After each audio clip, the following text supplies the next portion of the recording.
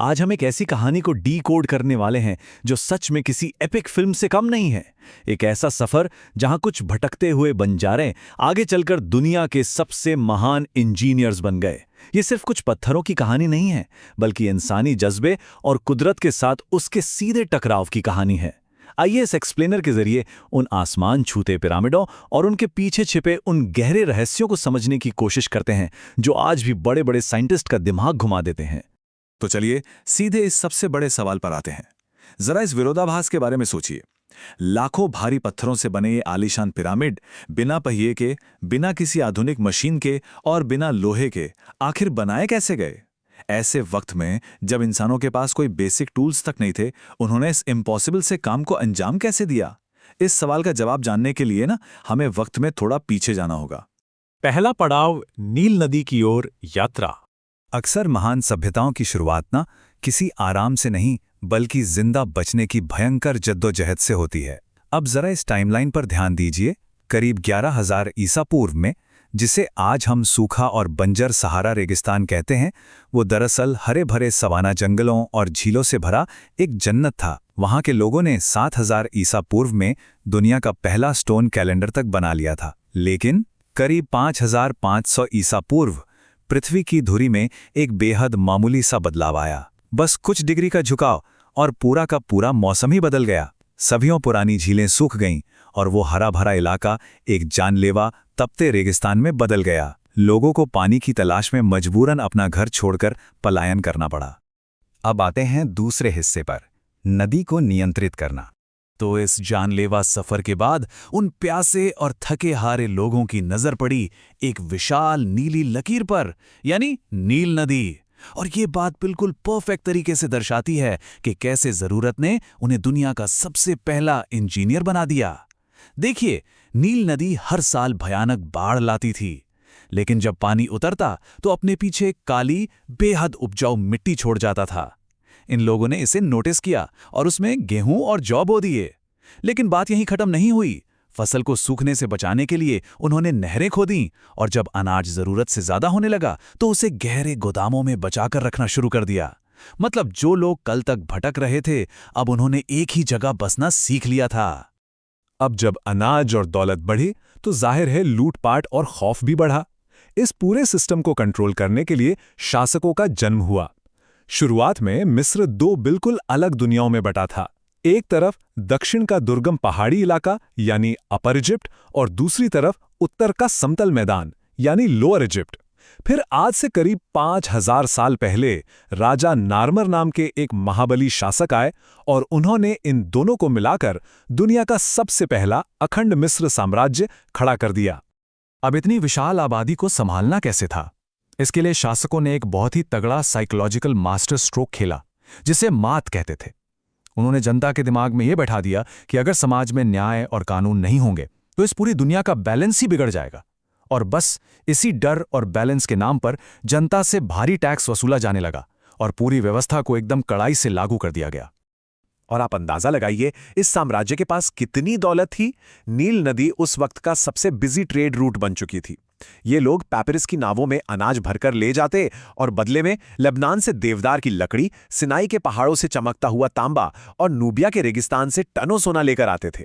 सच में ये दौलत इतनी ज्यादा थी कि सिर्फ इनका हिसाब किताब और टैक्स का रिकॉर्ड रखने के लिए ही इन्हें दुनिया की पहली लिखित भाषा यानी हायरोग्लिफिक्स का आविष्कार करना पड़ा। लेकिन देखिए, एक सबसे बड़ा संकट अभी भी था। क्या होता है जब एक ऐसा राजा जिसे सब जीवित देवता मानते हों, उससे मौत का सामना करना पड़े?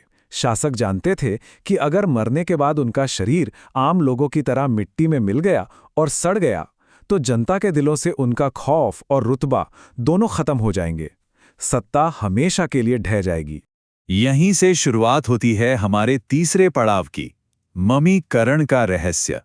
मृत्यु को हराने और अपनी पावर को हमेशा के लिए सुरक्षित रखने के चक्कर में इन लोगों ने ये थोड़ा डरावना लेकिन विज्ञान का एक बेहद उन्नत तरीका ईजाद किया। जरा इन स्टेप्स को सुनिए। सबसे पहले एक लोहे के हुक को नाक के जरिए डालकर दिमाग को बाहर निकाला जाता था। फिर दिल को छोड़कर बाकी सारे ऑर्गन्स निकाल दिए जाते थे, क्योंकि उनका मानना था कि आत्मा तो दिल में ही बसती है। उसके बाद शरीर को एक खास नमक में 40 दिनों तक सुखाया जाता और आखिर में रेजिन का लेप लगाकर उसे सूती पट्टियों में बिल्कुल कसकर लपेट देते थे। अब शरीर एक ममी बन चुका था। आइए अब इसके बाद के हिस्से पर आते हैं, पिरामिडों का विकास।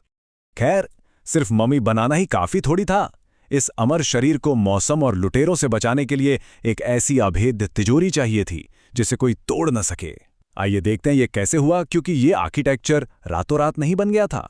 शुरुआत में ममी को मिट्टी की ईंटों के मस्तबा में रखा जाता था, जो ज्यादा टिक नहीं पाए। फिर स्टेप पिरामिड बनाए गए। दशकों बाद उन्होंने बिल्कुल चिकना पिरामिड चाहा, लेकिन 54 डिग्री की ढलान पर भारी पत्थरों की वजह से इमारत बीच से ही मुड़ गई, जिसे बेंट पिरामिड कहा गया। ये एक बहुत बड़ी मानवीय भूल थी, लेकिन इन्हीं गलतियों से सीखते हुए अंत में एक एकदम परफेक्ट रेड पिरामिड का निर्माण हुआ। और फिर जब फाराओ खूफू गद्दी पर बैठा तो उसने कुछ ऐसा चाहा जिसकी कल्पना भी मुश्किल थी। गीजा के पठार पर द ग्रेट पिरामिड की नींव रखी गई, जो 481 फीट ऊंचा था। सोच कर देखिए, ये ऊंचाई आज की लगभग 50 मंजिला गगनचुंबी इमारत के बराबर है। और दिमाग को सुन कर देने वाली बात तो ये नंबर है 23 लाख। इस 50 मंजिला इमारत को बनाने के लिए 23 लाख विशाल पत्थरों का इस्तेमाल हुआ, बिना किसी आधुनिक मशीन या कंपास के। उन्होंने इन पत्थरों को इतनी सटीकता के साथ सेट किया कि उनके बीच आज आप एक ब्लेड भी नहीं घुसा सकते। ये सच में नामुमकिन सा लगता है। और जरा इस लॉजिस्टिक्स के बारे में सोचिए।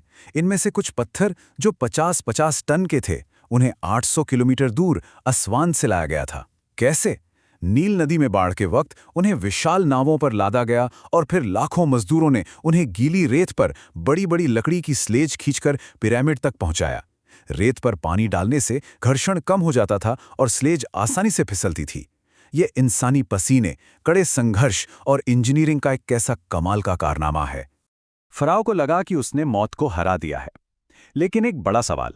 आप खुद सोचिए, जब एक कब्र दुनिया की सबसे आलीशान और बड़ी इमारत बन जाए तो क्या वो लुटेरों के लिए एक विशाल साइन बोर्ड का काम नहीं करेगी? बिल्कुल। जैसे ही साम्राज्य थोड़ा कमजोर पड़ा, लुटेरों ने दरवाजे तोड़कर हजारों किलो सोना और ममियों को लूट लिया।